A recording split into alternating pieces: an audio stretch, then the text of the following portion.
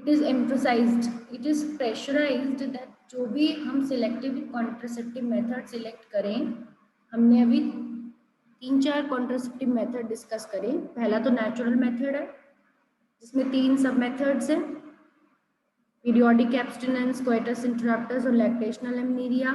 Then barrier methods हैं, physical method जिन्हें कहते हैं, जिसमें कॉन्डोम्स होती हैं।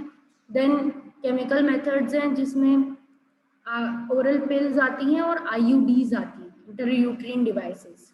देन सर्जिकल मेथड्स हैं जो ट्यूबेक्टोमी है फीमेल्स में और वासेक्टोमी है मेल्स में। तो ये पैराग्राफ लास्ट ये बता रहा है कि एम्फसाइज करने वाली बात क्या है, प्रेशर करने वाली बात, ध्यान देने वाली बात क्या है, किस कौन सा मेथड हम सिलेक्ट करेंगे सूटेबल कॉन्ट्रासेप्टिव मेथड को, वो किससे, डॉक्टर के कंसल्ट करके हमें करना पड़ेगा सिलेक्ट। मेडिकल प्रोफेशनल से हमें कौन सा सबसे बेस्ट मेथड है वो चुनना पड़ेगा। Clear? In fact they are practised against और in fact they are practice against natural reproductive event, क्योंकि ये चाहे हम कोई भी मेथड यूज करें वो नेचुरल नेचर से तो अलग ही है। कि प्राकृतिक क्या है कि अगर इंटरकोर्स होगा तो रिप्रोडक्शन होना प्राकृतिक चीज़ है, एक नेचुरल चीज़ है। तो हम कुछ भी मेथड यूज कर रहे हो, हम एक नेचुरल चीज़ को ब्लॉक कर रहे हैं। तो इस वजह से हम जो भी कोई भी कपल इसको यूज करता है किसी भी कॉन्ट्रासेप्टिव मेथड को, उसको प्रेगनेंसी को डिले कराने के लिए डॉक्टर से बात करके तब करनी चाहिए।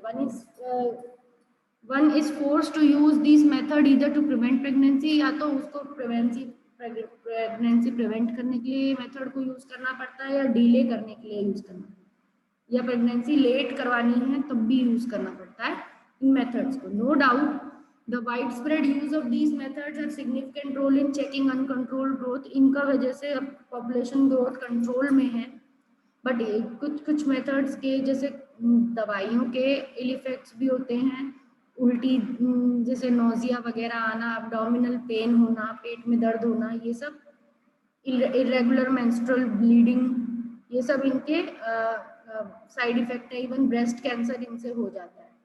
दो not very significant, should not be totally encourage. ये इतने सिग्निफिकेंट नहीं होते हैं पर इनको इग्नोर नहीं किया जा सकता। Medical termination of pregnancy, MTP.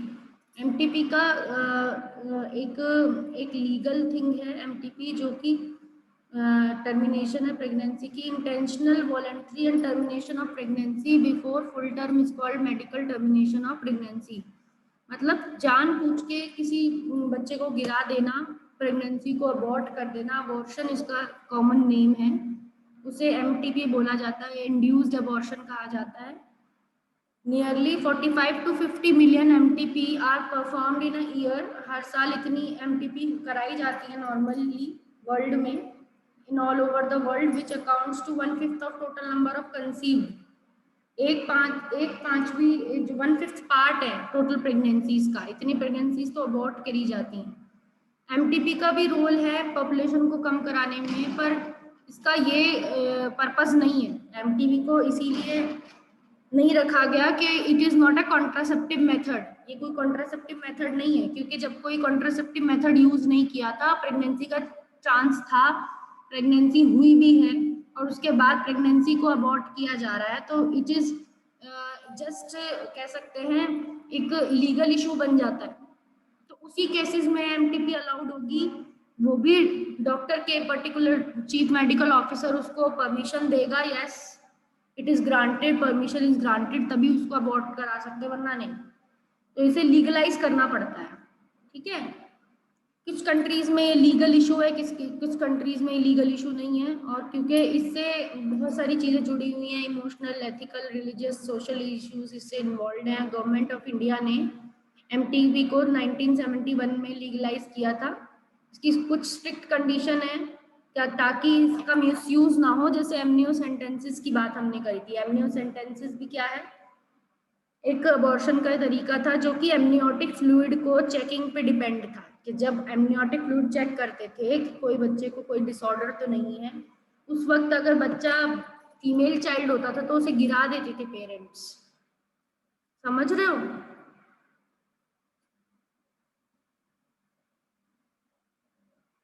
तो इसको इनडिस्क्रिमिनेट और इलीगल फीमेल फिटिसाइड को रोकने के लिए लीगलाइज किया गया, जो कि बहुत ज्यादा हो रहा था इंडिया में। क्लियर हुआ?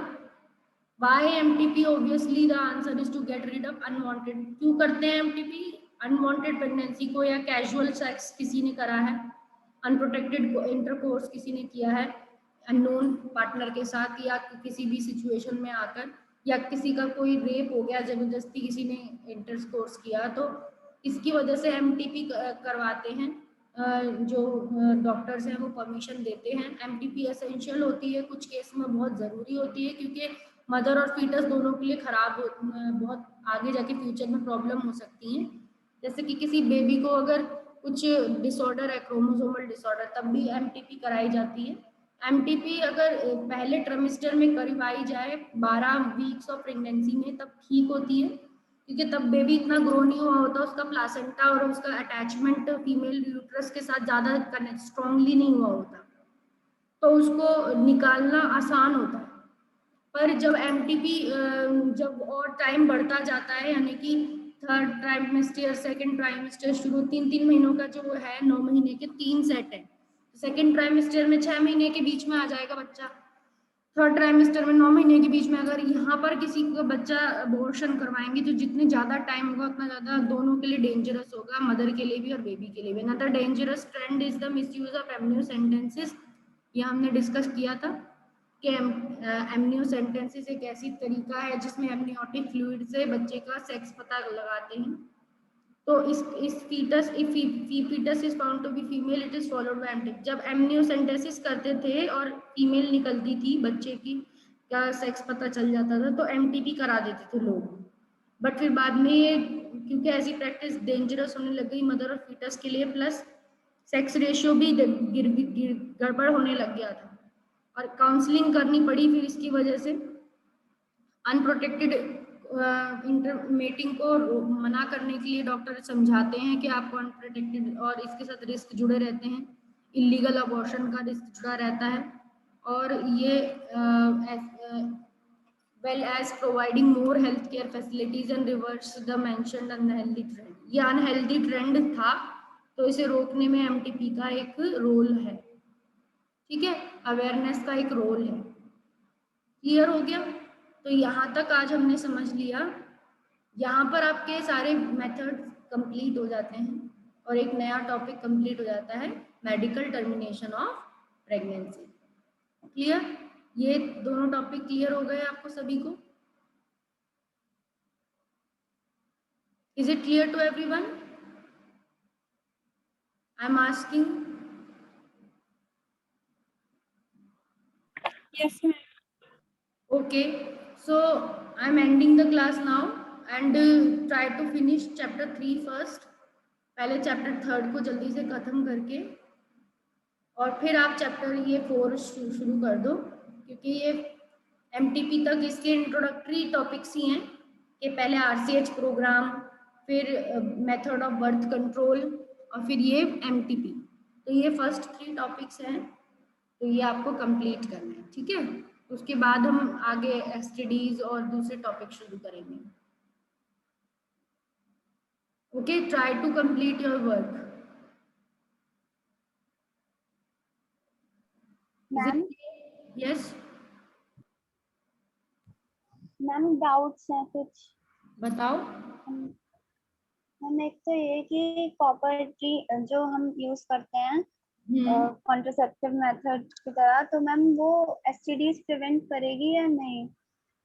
STDs नहीं प्रिवेंट करेगी, नॉट प्रिवेंट STDs, बिकॉज अगर किसी भी एक पार्टनर को है, मतलब मेल को है, तो वो फीमेल में जाएगा ही, क्योंकि प्रॉपर्टी में डायरेक्ट कांटेक्ट में होंगे दोनों, डायरेक्ट कांटेक्ट में होंगे उनकी रिप्रोडक्टिव ट्रैक्ट्स, तो STD तो टच से ही फैलती हैं। और मैम अगर एक फीमेल ट्यूबेक्टोमी करवाती है तो विल शी स्टिल मेंस्ट्रुएट और नॉट? मेंस्ट्रुएशन होगी, पूरे प्रोसेसेस वैसे ही चलेंगे, बिकॉज मेंस्ट्रुएशन में ओवेरियन साइकिल के बेसिस पे होती है, वो कॉर्पस ल्यूटियम के बेसिस पे होती है। तो कॉर्पस ल्यूटियम लेवल पे भी और ओवरी के लेवल पे भी तो ब्लड वेसल्स हैं, वहां पे कॉर्पस लुटियम जो प्रोजेस्टेरोन रिलीज करेगा, तो नॉर्मली वो लाइनिंग भी थिक होगी, सब चीजें वैसे ही होंगी, नॉर्मल होंगी, बट प्रॉब्लम क्या होगी कि एग उधर से इस तरफ नहीं आ पाएगा। और मैम एक ये फेसेस ऑफ मेंस्ट्रुअल साइकिल में से है डाउट कि अगर हमने 28 डेज माना वो मेंस्ट्रुअल साइकिल का पीरियड किसी फीमेल के लिए, तो मैम 14 जो लास्ट 14 डेज होंगे वो तो ल्यूटियल फेज के हो गए, और अगर हम फर्स्ट 5 डेज मेंस्ट्रुअल फेज के कंसीडर कर रहे हैं तो फॉलिकुलर फेज हमारे 9 आएंगे, मतलब फॉलिकुलर फेज के डेज जो आएंगे हाँ उस हिसाब से 9 आएंगे। तो मैम जो हमारा ओवुलेटरी फेज होता है वो फॉलिकुलर फेज का लास्ट डे होता है क्या? हाँ, ओके लास्ट मैम, थैंक ठीक है। तो फिर मैं ये एंड कर रही हूँ क्लास, और अपना सब बच्चे अपना ये वर्क पूरा कर लो, ठीक है।